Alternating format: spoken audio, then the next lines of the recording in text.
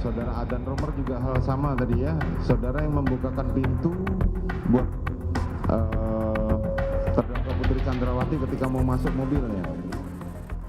Pekan ini, Majelis Hakim Pengadilan Negeri Jakarta Selatan terus menggelar sidang perkara pembunuhan berencana terhadap Brigadir Yosua dengan sejumlah terdakwa. Para saksi dipanggil untuk digali keterangannya demi mendapatkan kebenaran material serta motif dari tindak pidana itu.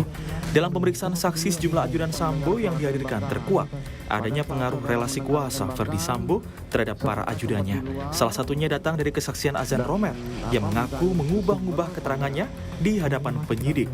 Dia tidak jujur saat penyidikan karena takut pada Ferdi Sambo. Tetap pada keterangan saudara tersebut tidak? Tidak Pak, berubah-ubah Pak. Berubah-ubah? Iya Pak. Apa yang menyebabkan saudara memberikan keterangan berubah-ubah? Karena awalnya kami masih takut memberikan kejujuran Pak. Takut memberikan kejujuran, takut kepada siapa? Takut aja Pak. Ya, kita kan takut tidak ada, kita takut Tuhan, kita takut mati atau takut apa? Iya Pak, takut sama Siapa? sama Bapak Pak. Bapak siapa? Pak Sambo Pak. Jadi takut sama Ferdi Sambo. Iya Pak. Kenapa takut? Takut aja Pak. Sebenarnya kami takut aja karena ini sudah ada orang yang meninggal Pak. Pengaruh relasi kuasa Sambo juga terkuak saat Azan Romer bersaksi bahwa Sambo menjamin Richard Eliezer untuk mengikuti skenario pembunuhan Yosua.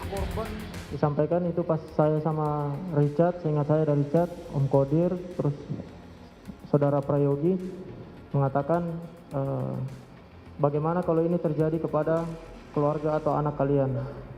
Terus? Dan Richard, kamu akan saya bela walaupun pangkat dan jabatan sebagai taruhannya. Tidak hanya itu, saksi Arianto dalam persidangan kemarin juga menyatakan belum pernah ada anak buah Ferdi Sambo yang melawan atau tidak menuruti perintah Sambo. Namanya perintah pimpinan mungkin pasti langsung segera. Jangan mungkin saudara. Pasti dilaksanakan. Pasti dilaksanakan. Iya.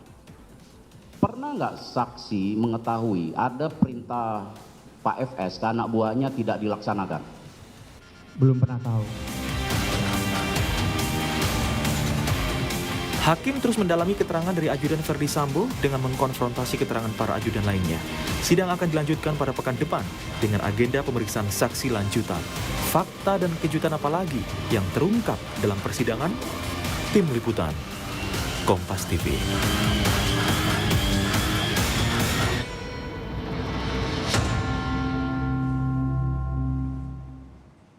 Ya, saudara, dalam sidang yang dilakukan ada pemeriksaan sejumlah saksi di persidangan untuk kasus perkara pembunuhan Brigadir Yosua kemarin. Ada yang terungkap bahwa saksi memberikan keterangan berubah-ubah karena ia awalnya takut kepada Ferdi Sambo. Sebegitu kuatkah pengaruh relasi kuasa dari Ferdi Sambo kepada para anak buahnya? Nah, pagi ini kita akan bahas dengan sejumlah narasumber. Di antaranya hadir secara daring kuasa hukum terdakwa Ricky Rizal, Yuda Ramon, dan juga pakar hukum pidana dari UPH Universitas Pelita Harapan, Jamin Ginting. Bang Jamin, Bang Yuda, selamat pagi, salam sehat untuk kita semua. Selamat pagi Mas Bayu, salam sehat. Selamat pagi. Pagi Mas Bayu. Selamat pagi Bang Yuda, terima kasih waktunya. Bang Yuda, pengen tahu kalau saya sebagai publik ketika mengikuti persidangan itu kan kemarin atau dalam beberapa hari terakhir jadi mengetahui dari kesaksian yang disampaikan para ajudan ya. Ada Azan Romer di kasus pembunuhan berencana dan juga Arianto di kasus penghalangan penyidikan begitu. Ya terbayang lah ya.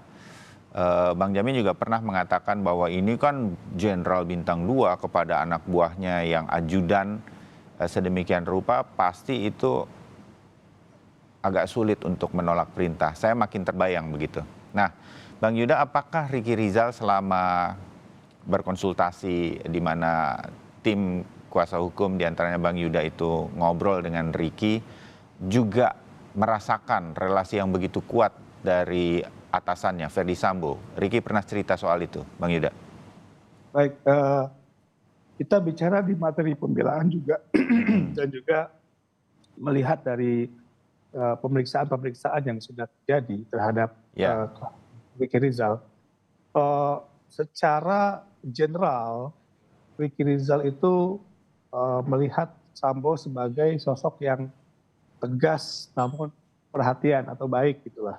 Oh. Jadi itu terlihat memang di dalam kehidupan sehari-harinya, di kehidupan mereka selama ini gitu. Oke, ya. Nah, saya agak sedikit penasaran apakah tim kuasa hukum Ricky Rizal, Bang Yuda, Ya, sempat juga gitu ngobrol ketika Azan Romer tuh mengatakan kan dia sempat masuk setelah ada kejadian, dia masuk dengan membawa senjata, sedemikian rupa masuk dan kaget ada situasi seperti ini. Ada Eliezer, ada Ricky Rizal, ada Kuat, ada Ferdi Sambo. Dan dia sempat melihat begitu dan menegur gitu Ricky Rizal dan diam saja. Hampir semua dalam kondisi terpaku karena peristiwa yang mungkin juga traumatik kan bagi semua orang. Itu Ricky pernah cerita dan kenapa kemudian dia sempat diam begitu? Iya, dia memang freeze. Dia memang freeze. Karena awalnya pembicaraan itu tidak ada langsung ngomong bahwa akan membunuh atau apa gitu kan. Jadi ketika dipanggil ke Saguling itu dia ditanya ya kan, kamu tahu apa yang terjadi di Magelang? Dia bilang itu siap tidak tahu ya gitu kan.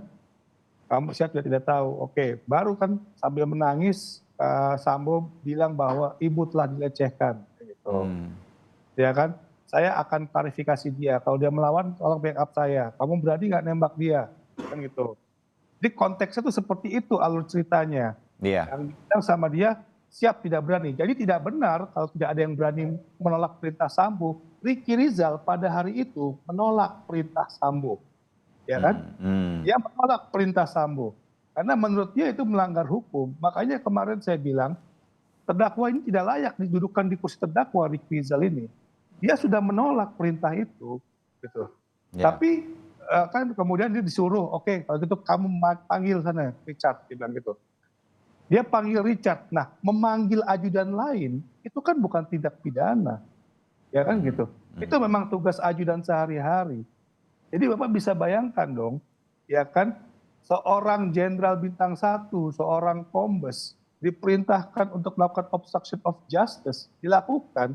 Sementara, ya kan, masa Ricky Rizal menolak memanggil Richard Eliezer? Kan tidak mungkin, apalagi itu merupakan job desk-nya dia. Lalu dalam dakwaan, dia diperintahkan memanggil Joshua. Ya, memanggil Joshua kan bukan tindak pidana. Ya gitu. Dan ketika itu kemarin di Azan Romen cerita bahwa setelah kejadian dia tanya Ricky Rizal dia mematung, ya kan? Ya dalam hatinya juga mungkin ada disbelief, kok ini bisa terjadi gitu loh. Tapi yang jelas adalah Ricky Rizal itu tidak punya mens rea, tidak punya itikat jahat terhadap peristiwa tersebut. Dia tidak ikut peran aktif dalam kejadian tersebut. Seperti yang saya bilang, apa yang dilakukan itu adalah sesuatu hal yang wajar. Yang dilakukan oleh seorang ajudan, memanggil orang itu bukanlah suatu tindak pidana. Gitu.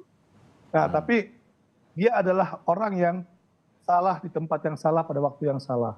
Ini adalah nasib buruknya gitu. Ya, oke. Bang Jamin, kalau melihat keterangan dari para saksi di beberapa persidangan yang kemarin terjadi,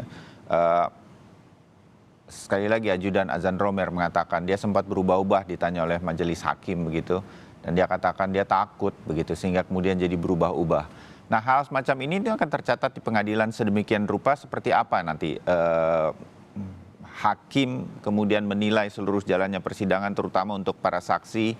Apa yang sebetulnya jadi terlihat oleh majelis hakim dalam persidangan kali ini? Sebegitu powerfulnya Ferdi Sambo kah atau akan terlihat seperti apa?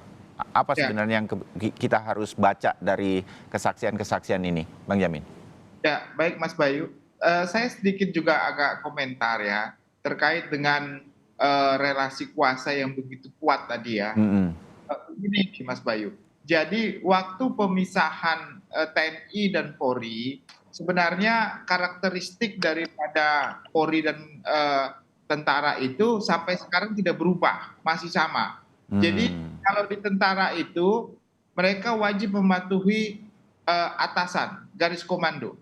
Tetapi kalau di TNI mereka harus mematuhi hukum karena mereka sipil. Nah, banyak sekali saya lihat pendidikan, apakah itu Akpol ya, ada dua cara mereka yang melakukan pendidikan yang relasi kuasa itu sangat kental. Pertama, pendidikan akademik. Mereka dari jam 7 contohnya ya, ke siang itu akademik. Tetapi setelah itu relasi kuasa pendidikannya. Patuh terhadap abang kelas, ditindas segala macam ya supaya hormat. Nah itu melekat terus Mas Bayu. Sampai mereka menjadi perwira. Apalagi pendidikan tinggi. Sesama. Nah itulah saya kira harusnya menyadari. Kalau sekarang ini Akpol ataupun polisi itu adalah humanis. Bukan militeristik yang harus hormat kepada komandan walaupun salah. Nah, itu yang harusnya mereka tight itu. Nah inilah yang kita lihat sekarang sampai mereka cara mendidik PRT, cara mendidik ajudan, sama mereka mendidik seperti bawahannya. Nah hingga waktu memberikan kesaksian seakan-akan kalau karena sudah hidup bersama dengan mereka sehingga mereka nurut aja begitu. Apapun siap komandan. Nah itu padahal mereka polisi bukan tentara. Nah inilah permasalahan di negara kita ini. Harusnya polisi itu benar-benar 100% adalah humanis. Sipil, bukan militer. Jadi pangkat-pangkat dan segala macam menurut saya harusnya diklarifikasi lagi supaya mereka lebih memandang hukum itu lebih utama daripada atasannya. Itu. Nah, baru saya masuk ini Mas Bayu terkait sedikit silakan hakim kesaksian. Jadi dibuktikan di pengadilan itu adalah pasal 340 dan 338. Bukan terkait unsur-unsur pelecehan, unsur-unsur profiling terhadap korban, profiling terhadap pelaku, itu nggak menjadi hal yang utama. Karena kita ini negara sistem civil law system, positivisme hukum. Artinya kita tidak sedang meyakinkan juri untuk mengatakan orang ini bersalah atau tidak bersalah. Nah, beda di common law system itu boleh diangkat sehingga jurinya merasa iba, sehingga kalau contohnya di profiling lah korban ini, seakan-akan korban ini berpartisipasi atas kematian dirinya sendiri karena contohnya temperamen, dia suka perempuan, dia bipolar. Nah diangkatlah semua itu seakan-akan dia juga berperan terhadap kematiannya. Dan itu untuk meyakinkan juri. Kalau di Indonesia itu nggak berlaku karena hakim hanya menilai apakah unsur-unsur yang terdapat dalam 340 itu terpenuhi atau tidak.